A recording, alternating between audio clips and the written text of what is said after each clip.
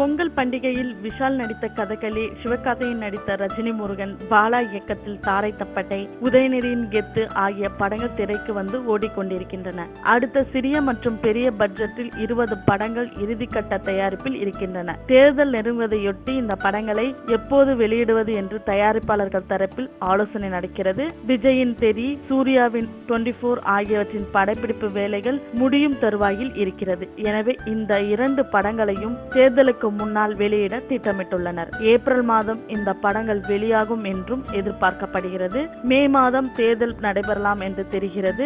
தெறி படத்தில் விஜய்க்கு ஜோடியாக சமந்தா, எமி ஜாக்சன் நடிக்கின்றனர். நடிகை மீனாவின் மகள் நைனிகா குழந்தை நட்சத்திரமாக நடித்திருக்கிறார். இந்த தெறி குடும்ப கதை அம்சம் கொண்ட அதிரடி படமாக தயாராகிறது. 24 படத்தில் சூர்யா 3 வேடங்களில் நடிப்பதாக தகவல்கள் வெளியாகி உள்ளது. நாயகிகளாக சமந்தா, நித்யா மேனன் நடித்துள்ளனர். விக்ரம் குமார் இயக்குகிறார். திகில் கதை அம்சம் கொண்ட படமாக உருவாகி இருக்கிறது.